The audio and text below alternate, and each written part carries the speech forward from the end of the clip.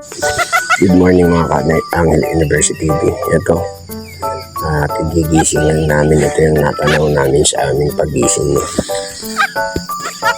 Ayan, tingnan yung pag daling tayo sa bagyo. Ito yung pag na makikita natin sa kabundukan. No? Talagang ito nagsasabi ang ating mga general, colonel. Yun sila. So, talagang napaka-tahimik ng area. Tinulugan natin. Lamig para tayong nasa laging aircon. Pero yung aircon dito, natural na natural. No? Nagaling sa forest talaga. Maganda yung huni. Maganda yung mga feedback ng mga insekto. Ng mga kalikasan. No? So talagang napakaganda rito. Talagang natural na forest talaga. So, napakagandang tingnan ng mga kabundugan. Ganda ng kabundugan. Maluwag. Tao lang. Sarap pakinggan. Sarap, no? So, napakasarap yung ano niya. Lalo na pag nainom mo yung mga huni ng mga ibon, mga owl, mga pato, mga mekot, yung mga wabo. Meron pa rin daw dito baboy ram.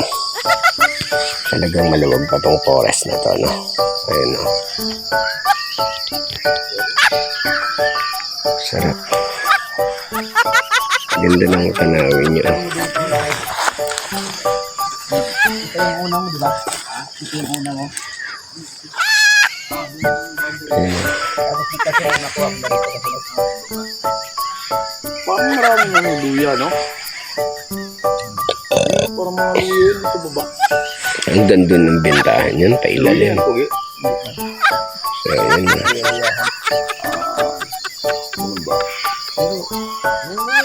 Sarap na. So, nakaka-relax sa magdamag yung pagtulog natin dito.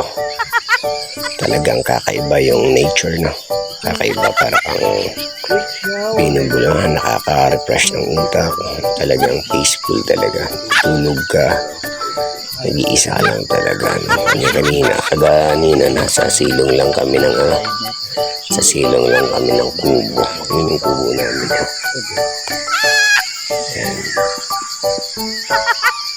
Diyan nakaduyan lang kami pero masarap matulog dahil napakatahimik. Marinig mo mga kuliglig, no? Sarap nature na nature, guys. Sarap ng ano. Sarap ng simoy ng hangin. Ano binubulong mo pare Latin yan? Mga general dito, mga naglalating yan. Kaya, grabe, no? Sarap. Ganda. Ganda. Pili tayo rito ng konting pagkakataon. Sana makakuha tayo ng lote rito, ano? Ikot natin, makakakuha tayo rito dahil marami namang mga lupa rito na binibenta. Ayan, o.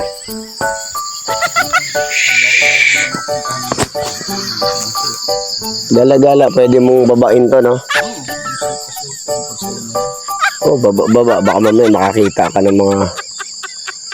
Ikot lang kayo rito, hindi ba kayo... Asking ako. Siguro maganda. Ang ganda magbahay doon. Parang doon ganda. Baka may source ng water na siguro. Meron na tubig doon. Meron na source ng water doon. Sino mag-iyan natin? Kaso lang ang mga daanan, no? Di ito. Parang daan ito. Ayun. So, asan doon ang Manila? Walang Manila dyan. Nandito banda, no? Na? Lamig nila. Ano na yan? Pakesa na yan, ano? Hindi.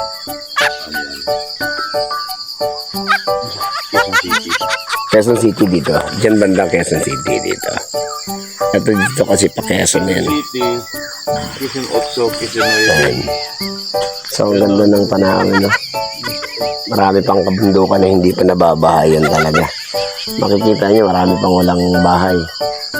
So, mga 10 years puno na yan.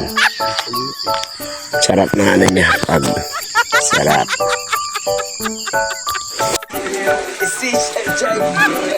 Ayan po, naabutan kami ng bagyo rito. So, ayan o. Andito na kami sa silong na kami na dahil inabutan kami ng ulan dito sa bundok. Ayan po.